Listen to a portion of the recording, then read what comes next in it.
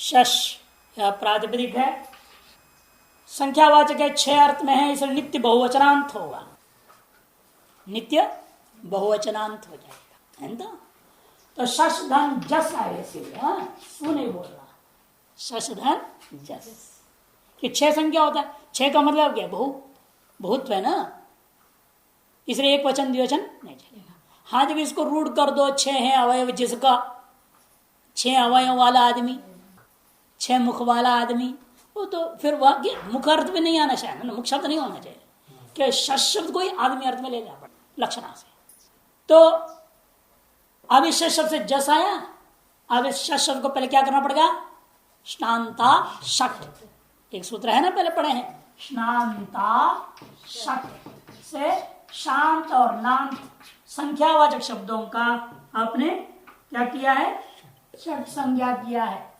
षट संज्ञा करने का फल क्या होगा, षड्भ्यो लुक, षड्भ्यो लुक, षड्भ्यो लुक।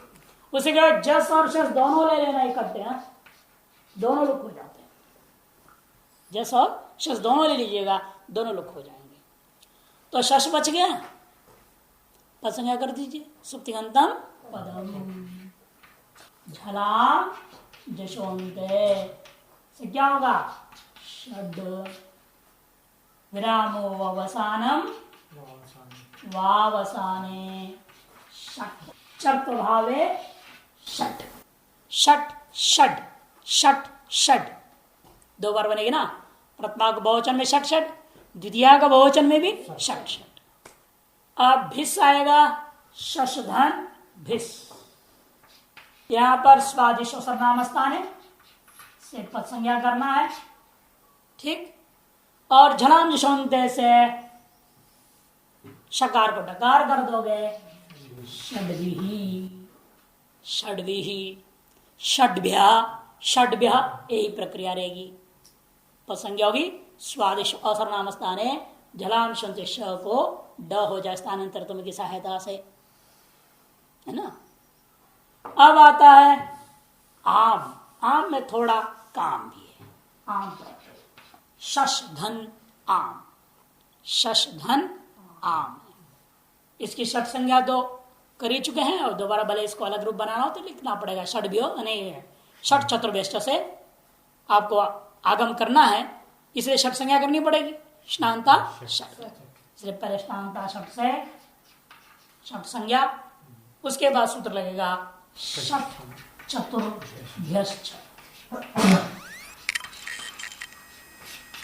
षट चतुर्भ्यश्च, ठीक है ना। तो शशधन नाम हो जाएगा, नुक्तागम हो गया, शशधन नाम, और नुटेटित, इसलिए सहायक सूत्र क्या पढ़ेगा यहाँ, आद्यंतो टकितो, परिभाषा सूत्र। अंग संज्ञा तो करना ही पड़ता है, स्वात्र प्रत्यंगम, अंग संज्ञा तो रहेगा साथ में, उसके बिना नुट्टागम नहीं होएगा। और इसके बाद सीधा काम है, हलादी आ गया है पर में, तो स्वादिष्ट सर्वनाम स्थान है, पद संज्ञा करना पड़ेगा, झलाम जशोन्ते से शश के शकार को डकार हो जाएगा, षड्धन नाम, ठीक है नहीं, षड्धन नाम। अब स्टुनाष्टु, ये दंतनकार को नाम हो जाएगा, कह सकते हैं तो पद संज्ञा है ना, पदांत है न, पदांत टोर नाम, इन नाम को छोड़कर निषेध करता है ना, नाम नवति नगरी इति वाच्यम कहा है ना, इसीलिए उस वार्तिक की सहायता से वो बोल सकते हैं, आप उसको मिला सकते हैं, न पदांता निषेधे प्राप्त नाम नवति नगरी नाम इति वाच्यम, वो सब वार्तिक सहायता से नकार हो गया। फिर डकार को भी नकार करने के लिए आता है, यरो अनुनासिके अनुनासिको वा, इसमें भी प्रत्यय भाषायाम नित्यम, नित्य नकार हो गया, षण्णाम, नित्य हो जाएगा, विकल्प नहीं होगा, नित्य हो, ठीक है ना, षण्णाम। और सुप्रत्यय में, सुप्रत्यय में क्या करना है, शशधंसु रहेगा, स्वादिश सर्वनाम स्थान पद संज्ञा झलाम जशोंते षडधंसु खरीच नहीं पहले वो लगा हो बोल गया ढसी धुट आद्यंत सहायता से धुट होगा तो षड धन धसु रहेगा है ना।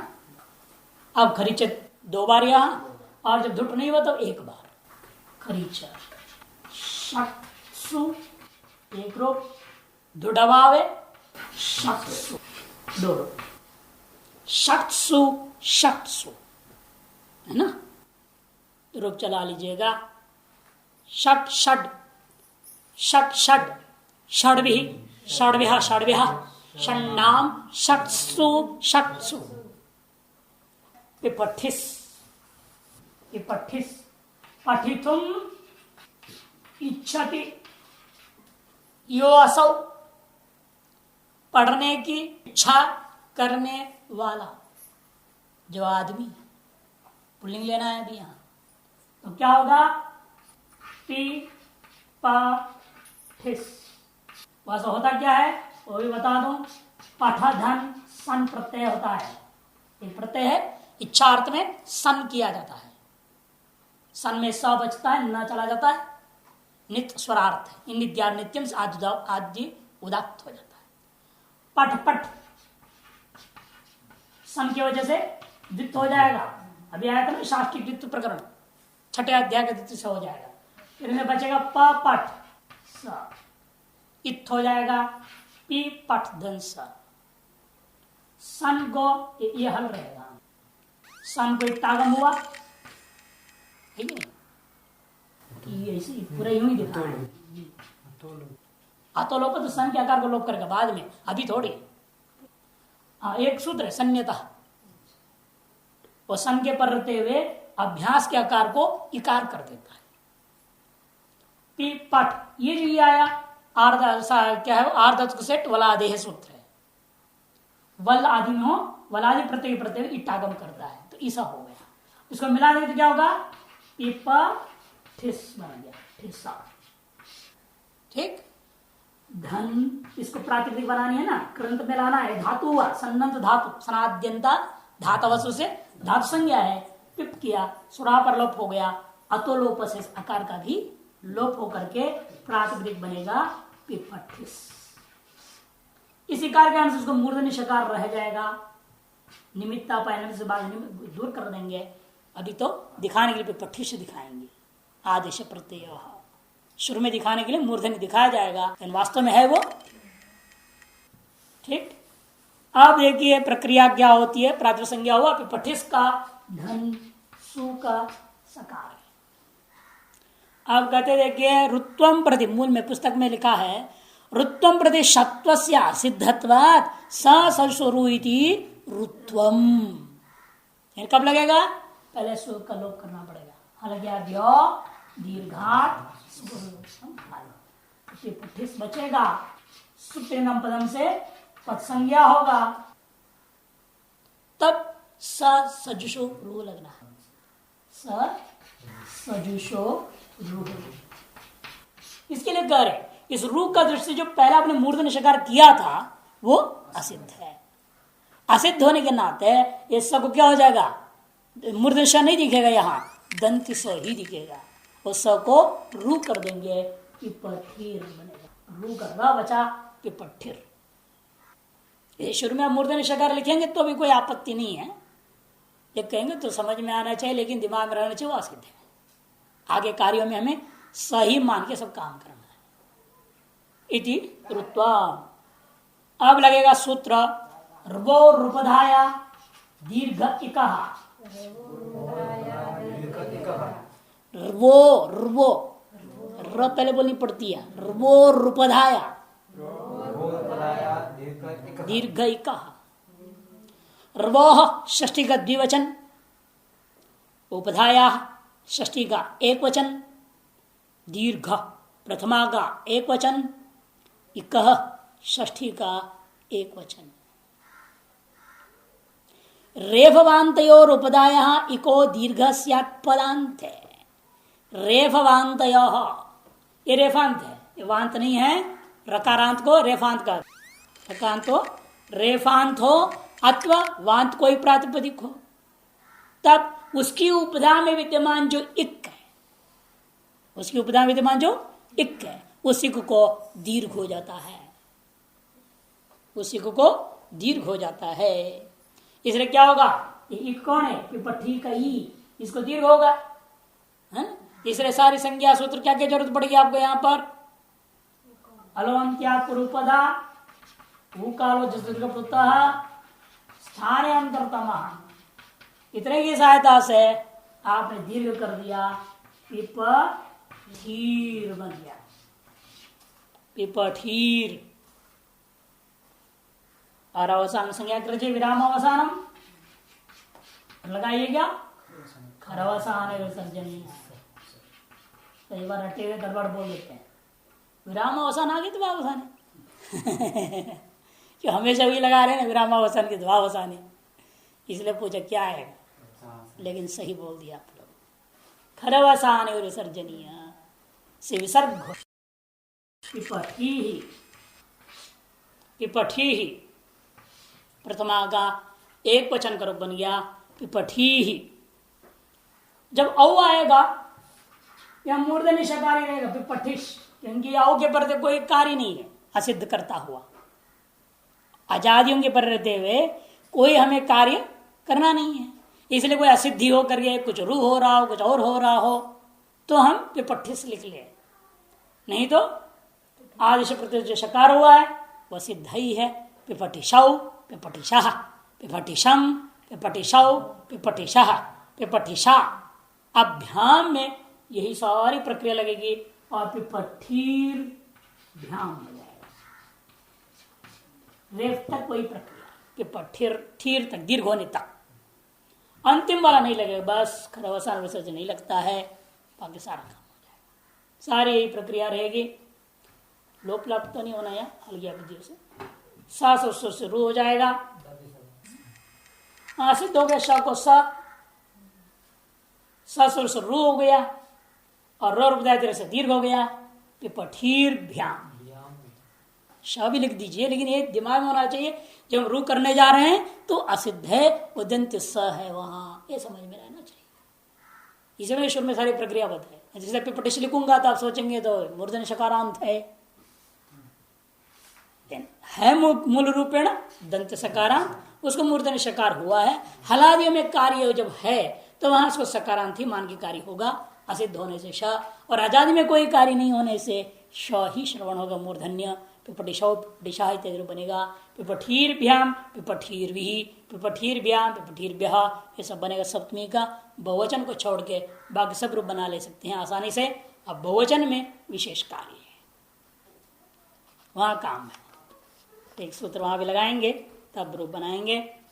पिपठिश धन सु है, प्रक्रिया काफी हद तक यही आएगा, पिपठिश धन सु, सुप का सु, पिपठिश धन, पिपठिर धन, प्रक्रिया में असिद्धि बताई पूर्वतरा सिद्धम की सहायता से आपने सजुषो रो लगा दिया, और संज्ञा करेंगे किससे, स्वादिशो नामस्थान, पदान सकार को रू हो गया, ठीक, और वो रूपदाया दीर्घ का अपने सहायक सूत्रों के साथ काम कर देगा, दीर्घ भी हो गया, पिपठीर धन सो, पिपठीर धन सो। रेफ को विसर्ग भी कर दीजिए, खरवसान और पूर्वोत्तर सिद्धम सहायता ले ना सिद्धि दिखाने के लिए, और स्वादिष्ट पद संज्ञा शक जो हुआ है, मूर्धन्य शकार जो हुआ है वो असिद्ध नहीं दिखाओगे तो स्वरूप से स को रू करता है ना, मूर्धन्य श को तो रू करता नहीं, वो स्वरूप क्या कर रहा है, पदांत सजुष शब्द से च रूह से, तो पदांत सकार को कर रहा है ना, यदि मूर्धन्य श जब रहेगा तो कैसे करेगा वो, इसलिए कहना पड़ेगा, इसके पहले स्वादिष्ट पद संज्ञा कर लो। पद संज्ञा करने के बाद कहना पूर्वोत्तरा सिद्धम से यह शब्द सिद्ध होने के कारण है स शुरू से उसको क्या हो गया, रू स दिखा करके रू कर दिया। ठीक है ना प्रक्रिया। फिर अब दीर्घ हो गया तो रो उपदा दीर्घ कसे उसको दीर्घ होगा अपने सहायक सूत्रों के द्वारा। उपदा संज्ञा, दीर्घ संज्ञा, स्थानांतरतमा, तीन की सहायक है सहायता, उन तीनों की सहायता से हो गया पिपठीर धन सु। और अब यहाँ खरवसान और विसर्जनीय, यहां तक वही प्रक्रिया आ गई। हाँ शर भी व्यवधान ले लेना एक साथ। विसर्जनीय सह, क्योंकि शर का भी दृष्टांत आ जाएगा। विसर्जनीय सह नित्य सकार प्रोण प्राप्त था इस विसर्ग को, उसे बाध करके वाह शरी लगाया। ठीक, तो एक तृतीय आ गया और दूसरे में 25 दो रहेगा, एक विसर्ग वाला और एक धन सो धन। विसर्ग को सकार विकल्प से हो गया वाह शरी से, और दोनों की इकट्ठे सूत्र लग जाएगी। अभी यहां विसर्ग का व्यवधान है, इधर शर का व्यवधान है। अब कहते हैं इण में तो विसर्ग आता नहीं। आपको याद होगा हमने कहा था अकार से पर, अकारोपरि शर सूच अयोगवाह नाम ग्राह्य। अयोगवाह शब्दों को कहां ग्रहण किया जाता है, अकार के बाद इकार से पहले। अ ई उण में अ ई उण है ना, इसमें अयोगवाह कारक हैं अ के बाद, अर्थात इण में आएगा नहीं, है ना, लण तक उस इण में आएगा क्या विसर्ग। अयोगवाह किसको कहते हैं, भूल गए सब। विसर्ग, अनुस्वार, दुष्पृष्ट, जिह्वा मूल्य, उपदमानीय, ये सब क्या है अयोगवाह। योगे वर्ण समाम्नाये न विद्यन्ते इति अयोगाः तथापि प्रयोगम वाहयन्ति इति वाह। अयोगाश्च असौ वाहाश्च इति अयोगवाह। जिनको वर्ण समाम्नाय में पाठ नहीं किया गया, इसे इनका नाम क्या हो गया अयोग। फिर भी सकल प्रयोगों में काम में आते हैं, प्रयोग का निर्वाह कर रहे हैं, इसे इनका नाम रख दिया अयोगवाह। तो 6 हैं, कहाँ बताया था, तुल्या सप्तम शरणम में बताया था सब ये बात। 3 महीना हो गया बस, इतने भूल गए। तो अकार के बाद में अयोगवाह को रखा तो विसर्ग भी आ गया, तो इन प्रत्याहार में आता नहीं। अतः इस सकार को इस ई के वजह से इस सकार को मूर्धन्य सकार में नहीं कर सकता हूं कि व्यवधान हो गया। ये ई तो इन है, वो सूत्र क्या कहता है, इन कुभ्याम परस्य प्रत्यावयवस्य सस्य मूर्धन्यादेश आदेश प्रत्यय। इसलिए कहते हैं कि भाई इण चाहिए उसको, यदि ये विसर्ग को ई के बाद रखे होता है योगवाह को तो इण में आ जाता। तो ये सूत्र ही ज्ञापन किया, भाष्यकार को कहने को मजबूर कर दिया, वो आकार के बाद में ई से पहले है। यदि ई के बाद होता तो इस सूत्र की जरूरत नहीं थी जो अगले पढ़ने वाले हैं। वो कहते हैं विसर्ग का व्यवधान होने पर भी इस इण को निमित्त मान करके स को मूर्धनी शकार बनाने के लिए एक सूत्र ला रहे हैं। कहते विसर्ग का व्यवधान होने पर भी करने की क्या जरूरत है, इसका मतलब वो इण में नहीं है विसर्ग, इसलिए उसका व्यवधान होने पर भी आप इण को निमित्त मान करके सकार को मूर्धन्य शकार कर सकते हैं। ये सूत्र ज्ञापन कर दिया। यह योगवा कहाँ है, अ के बाद ई से पहले। इसलिए मैंने कहा अकारोपरि शरशुच अयोगवाह नाम ग्राह्य। आप सूत्र लगाइए, समझ में आ गया ना क्यों क्यों युक्ति क्या है, क्योंकि इण से पर में नहीं मिल रहा है हमको संत सकार मूर्धन्य करने के लिए, इण से पर में नहीं मिल रहा है।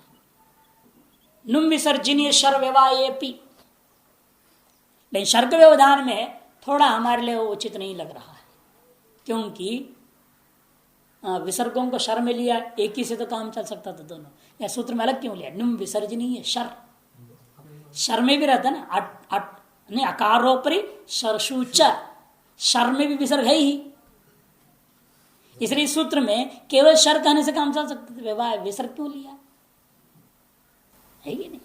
इसलिए अलग अलग लेना ठीक रहेगा। चलो फिर भी जैसे भी हो, दोनों एक साथ भी लगा लेते हैं। चलिए, नुम विसर्जनीय शर व्यवाह अपि सूत्र आया। नुम विसर्जनीय शर व्यवाह अपि। व्यवाह तक एक ही पद है, सप्तमी का एक वचन, और अपि जो है अव्यय है, दो पदों वाला सूत्र है। एक ही प्रत्येकम व्यवधाने अपि इणकुभ्याम पर सस्य मूर्धन्य आदेश ये ही प्रत्येकम व्यवधाने अपि, इनके द्वारा प्रत्येक का व्यवधान होने पर भी कह दिया, अर्थात कहीं दो भी व्यवधान हो जाए कोई चिंता नहीं, अपि कह दिया ना। प्रत्येकम व्यस्तर मिलितैर्वा, जैसे अटको मांगने पर नहीं पढ़ते हैं, व्यस्त भी एक भी व्यवधान हो, चाहे इनमें से दो तीन भी इकट्ठे व्यवधान भी आ जाए तो भी इणकुभ्याम परस्य, इनके पूर्व में रहने वाले इण या कवरक को निमित्त मान करके परस्य सस्य पर में विद्यमान दंत सकार को मूर्धन्य आदेश हो जाता है। तो इसलिए क्या होगा, इन सकारों को मूर्धन्य हो गया। एक रूप बना पिपटी ही शु, दूसरा पिपटी ही पिपठीस और मूर्धन्य शु पर में। अभी अलग रखो, उनमें थोड़ा काम और कर देंगे। उसमें शत्व करना है ना ष्टुत्व के द्वारा,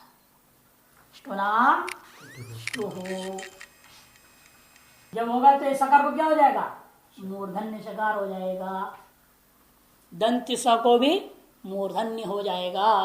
पिपठीषु पिपठीषु पिपठीषु पिपठीषु।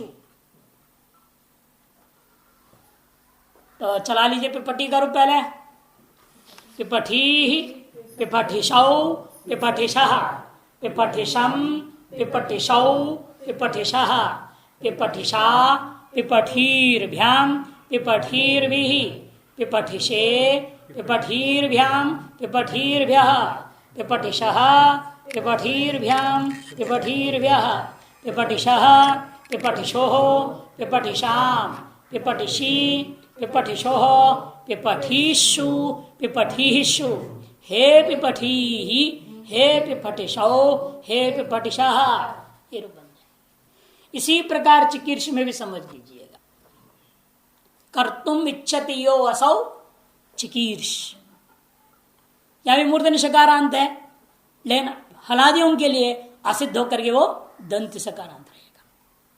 इसमें एक दो प्रक्रियाएं दो है, यहाँ तरीका अलग अलग है। क्री धातु लेंगे, रीत इत धातो हो, है ना, रीत इत धातो हो, और हलीच, यहां पर रो रूप लगाने की जरूरत नहीं पड़ती, पहले से ही प्रातिपदिक ही दीर्घ रहेगा। सन के पढ़ते हुए दीर्घ हो जाता है, सन के पढ़ते हुए ही ये सूत्र लगता है, और सन के पढ़ते हुए ही वो दीर्घ हो जाएगा। तो चिकीर्ष प्रातिपदिक में ही दीर्घ रहेगा, वहां मयामी अंतर हो जाएगी। वहां प्रातिपदिक में ह्रस्व था, बाद में रो रूप दीर्घ से दीर्घ करते हो, और यहाँ पहले से ही वो हलिच से दीर्घ से, हलिच सूत्र है उससे दीर्घ होता है, वो आगे में आएगा आपको। जो कि सन के, ये जो सन हुआ है वो सन के परे रहते हुए स्वयं दीर्घ कर देता है। इसने इत किया और उसने दीर्घ कर दिया। प्रातिपदिक की दीर्घ इकारांत रहेगा, दीर्घ इकार युक्त रहेगा, अतएव आपको रो रूप दीर्घ की जरूरत नहीं पड़ेगी। चिकीर्ष में ये एक मुख्य विशेषता हो गया। और दूसरा, बाकी तो सब देखिए स्वरूपी लगाने की जरूरत नहीं पड़ेगी। यहाँ पहले लगा देंगे हल्क्याभ्य दीर्घा सुप्रथम हल, अपर संज्ञा लोप संज्ञा की सहायता से स का लोप कर दो, प्रातिपदिक चिकीर्ष रह गया।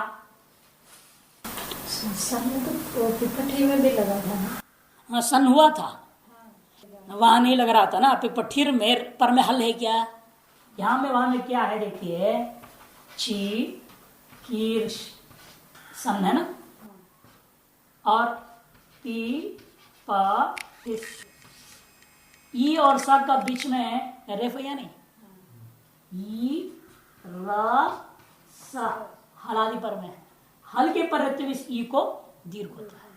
सन या हो ई और बीच में कुछ हल हो तो हलिच सूत्र दीर्घ करता है। यहां ऐसा नहीं मिला था, यहां क्या है, ई स सीधा है, इसीलिए पहले यहां दीर्घ नहीं हो पाया था, बाद में अपने सूत्र लगाया और वो रूप दाया दीर्घ का। और यहां पहले से ही हमको रेफ मिला, एक बीच में हल मिल गया, हलिच से यहां दीर्घ हो गया। ये अंतर है दोनों प्रातिपदिकों में। शेष इसको कल कर लेंगे।